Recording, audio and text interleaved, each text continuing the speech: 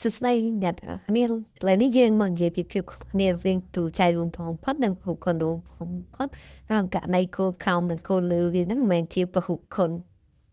រវាងគ្នាបាទទីមួយយើងមើល9ទាំងចែកកតាបឋមមកយើងចែកដល់3បាទ3ចែក3បាន1បាទរីឯ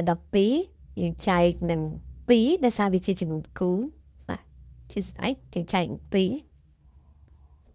ដល់ពេលចែកទាំង2យើងបាន6ចែកទីទៀតមកយើងបាន3ចែក3បាន1បាទអញ្ចឹង9គឺស្មើទៅនឹង3គុណនឹង3ហើយអូខេ12ស្មើទៅនឹង2គុណ2គុណនឹង3បាទអញ្ចឹងតួចែកក្នុងធំផុតរវាង9ហើយនឹង12យើងយកតែតួណាដែលវាដូចគ្នាទេហើយយើងយកតែមួយដងបាទជាងយើងមើល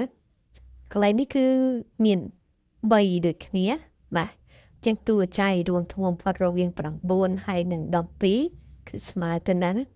3បាទជាងយើងមើលទៅវាខុសគ្នាតែសារវាមិនមែនជាពហុគុណរវាងគ្នាចឹងតួចែករួមធំផុតរវាងគ្នាដែរតមួយទៀតពហុគុណរួមតូចបំផុតយើងមើល9ហើយនឹង12ដដែលបាទចឹងជាងធ្វើការចែកកតាបឋមដូចជាចែកតួចែកអញ្ចឹង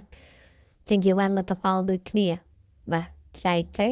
ចែក3បាន1ចឹងទៅបាទអញ្ចឹង9គឺនៅដដែល3គុណនឹង3ដដែលបាទ12គឺស្មើនឹង2គុណ2គុណនឹង3អូខេអញ្ចឹងយើងមើលភុគុណរួមតូចបំផុតរវាង9និង12យើងយកកតាដែលដូចគ្នាហើយយកតែម្ដងគុណជាមួយនឹងកតាដែលនៅសល់ដែលអត់ដូចគ្នានឹងយើងយកមកវិញទាំងអស់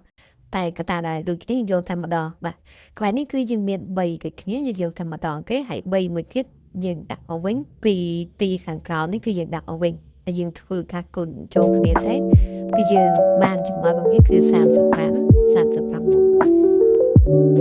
ជាងកន្លែងនេះយើងមើលតួចែករួមធំបំផុតរវាង